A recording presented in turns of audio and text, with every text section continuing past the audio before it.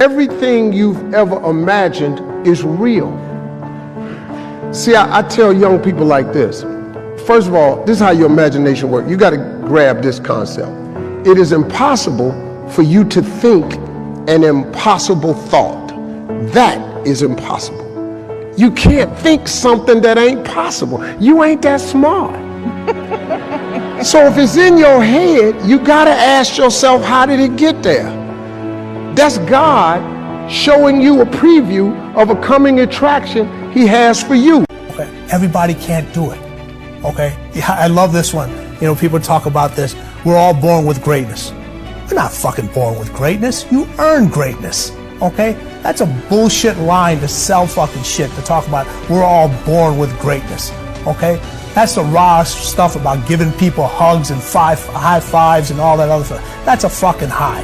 Okay, I tell people, what you got to do to get to paradise? You got to fight like fucking hell. You know, I just be myself. You know, I think people respect that when you just an authentic person.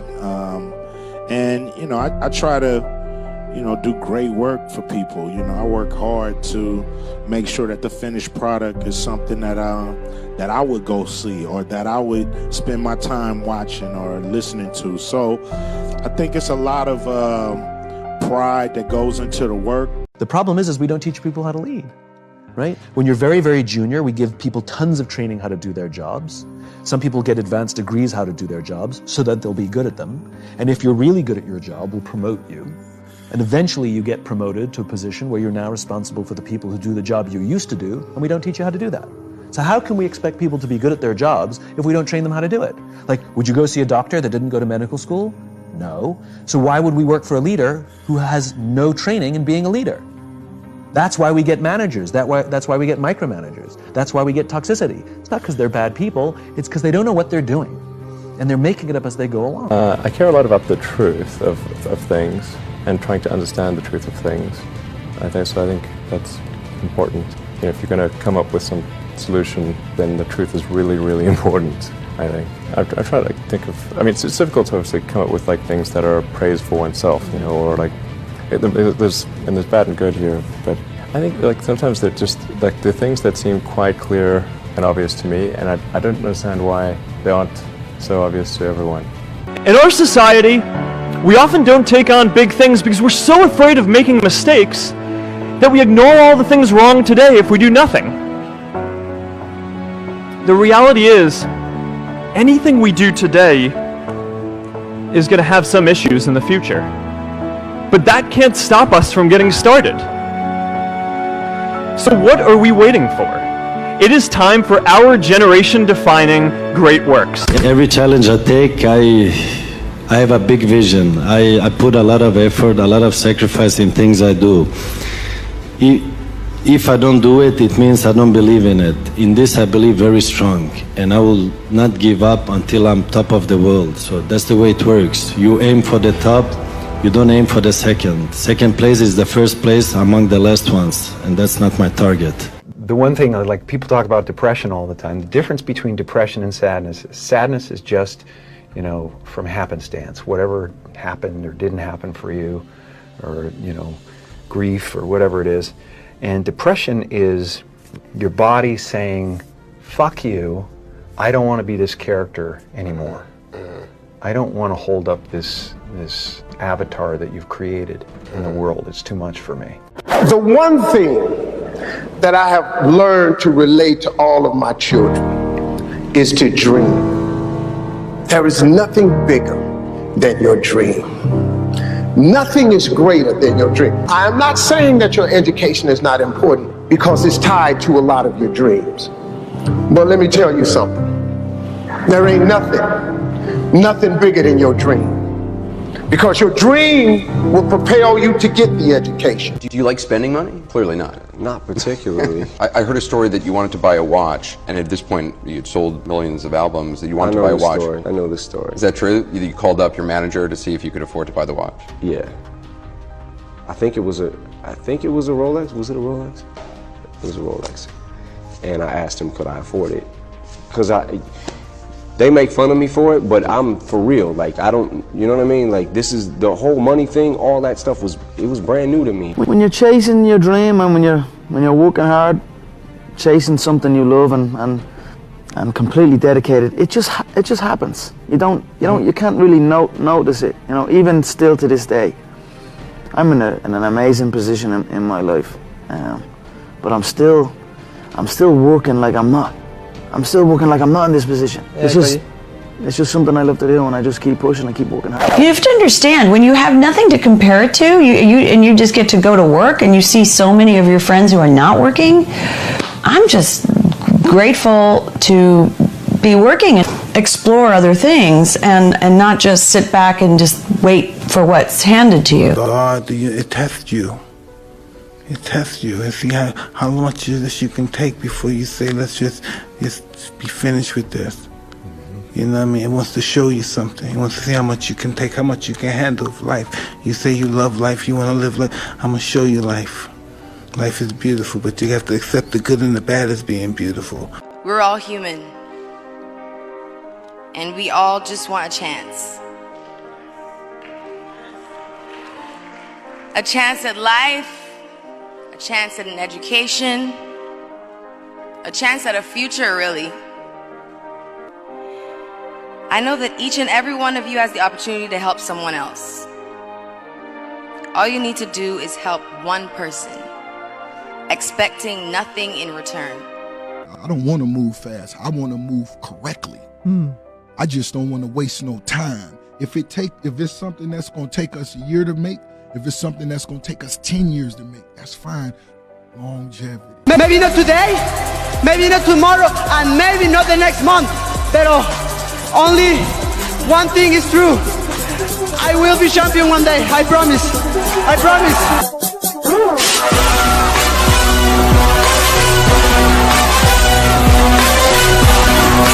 And as much as you want to be able to listen a little bit, because somebody's going to give you a gem, but nobody knows but you.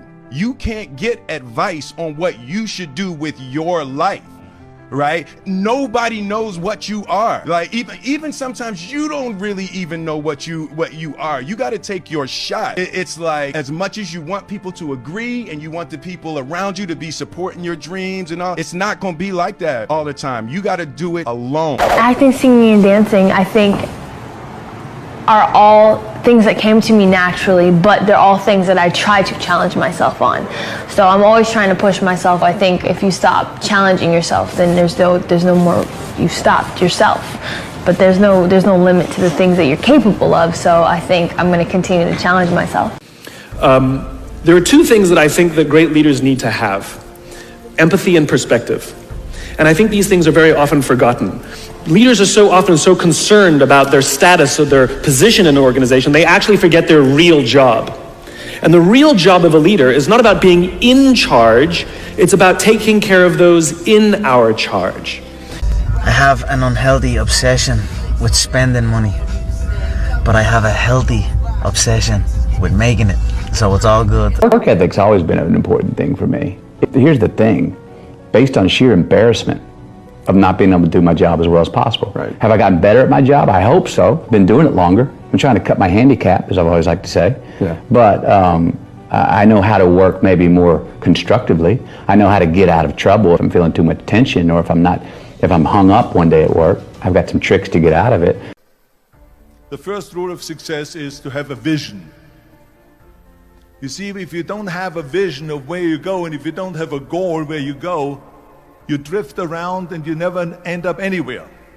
It's like you can have the best ship in the world, you can have the best airplane in the world. If the pilot or the captain doesn't know where to go, it would just drift around. It would not end up anywhere, or most likely in the wrong place. I'd like to think of myself as an entertainer. I feel if I can entertain people in any way, it's very gratifying, because it's a funny thing. Most people, almost everybody, have lives that have problems and troubles and things to worry about. And if you can entertain somebody, take his or her mind off the things that would normally be bothering them, that's a good thing to do. You know, my daddy used to tell me all the time, he said, son, best thing you can do for poor people is not be one of them.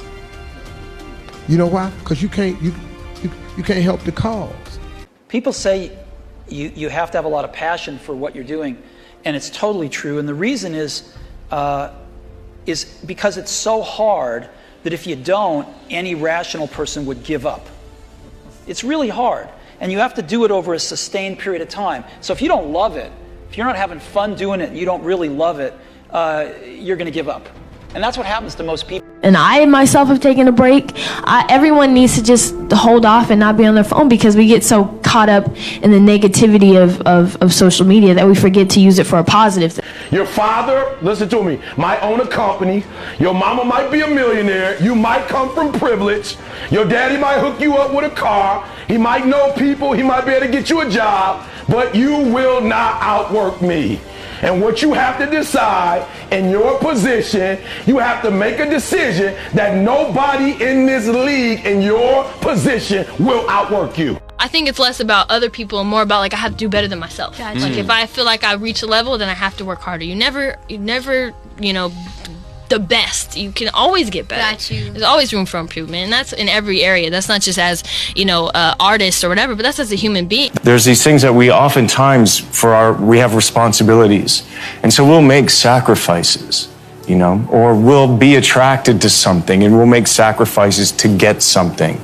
And then the idea that we have to be thoughtful about that, you know, that you can sometimes sacrifice yourself, that you think it's for the good, but maybe there's another way. You can never be too sure at all, you know. And I think that would be, you know, being too sure is complacency, isn't it? And you're going to die. You're going to die quickly from complacency. The success is to go above it and be the orchestrator and know what you're good at and what you're not good at. So it's almost like if you want your life to be successful, you will not let yourself do certain things, because you're just no good at them. Once you get that picture down, then you can find the paths wherever the paths are. You're open-minded, because you've given up your ego barrier and your blind spot barrier. Your brain is the most powerful weapon in the world. Once you put away your phones and your computers and all that we have nowadays, yeah, that's great. We're up to date.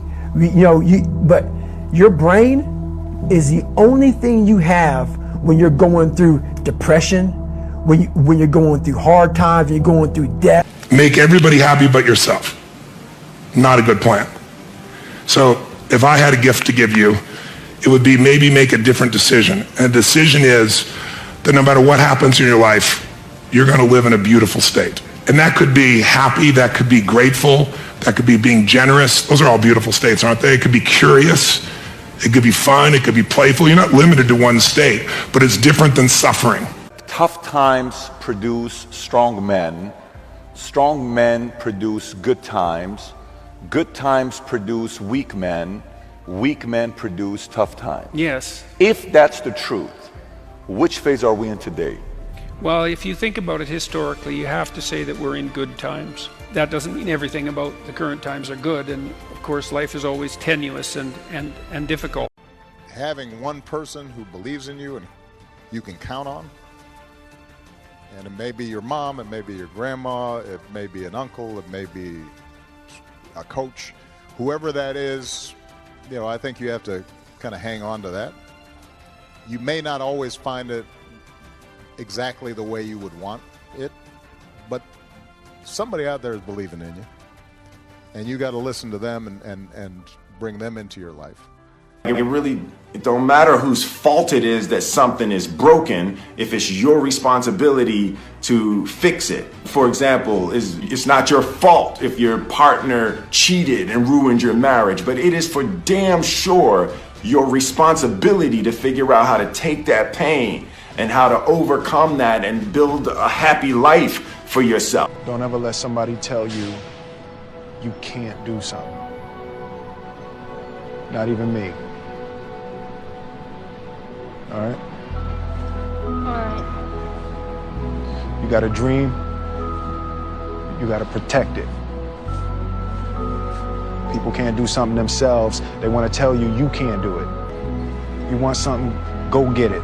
And the number one lesson I could offer you where your work is concerned is this: become so skilled, so vigilant, so flat out fantastic at what you do that your talent cannot be dismissed. Think big, because then you're going to get big. Then you're going to go and achieve big things. That is the most important thing. You know, we don't achieve big things by accident. So shoot for the top, shoot for the sky, shoot for the, for the stars. To win actually is not important. To be successful is not even important. But how to plan and prepare is critically crucial. That means when you are prepared very well, when you plan very well, then success can come on your way. You got to work your butt off.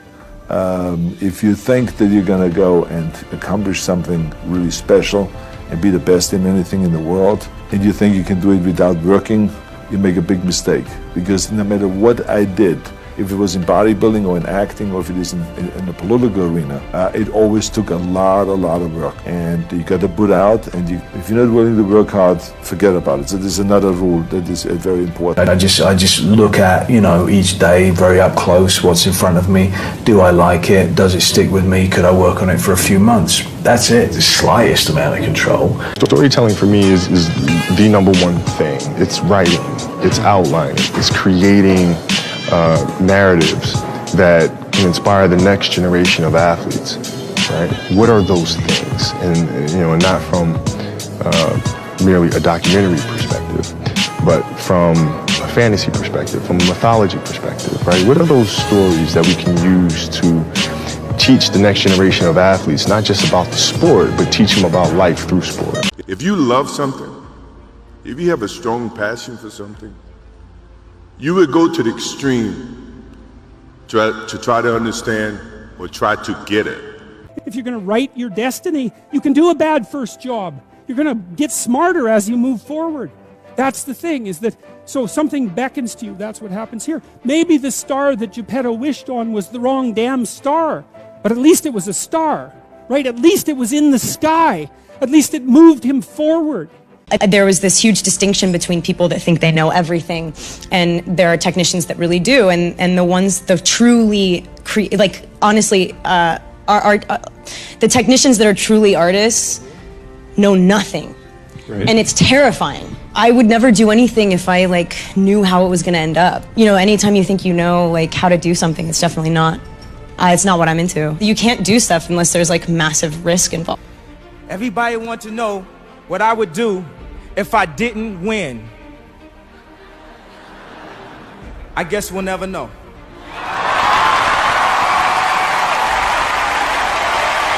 Actually, oddly enough, step one is not introspective. Step one is get out, play, get lost, have fun, try a lot of things, challenge every assumption that you have, get out of your age bracket, hang out with people way outside of how you grew up, a totally different circle. You will be utterly shocked. Utterly shocked. But you're wrong if you think that the joy of life comes principally from human relationships. God's placed it all around us. It's in everything, in anything we can experience. People just need to change the way they look at those things. I knew I was going to be a millionaire. I actually grounded and prepared to be a millionaire, so eventually I became a millionaire. You know what I'm saying? So I live like that on a day-to-day basis. I watch what I say. I'm a strong believer in the tongue is the powerful thing on your body.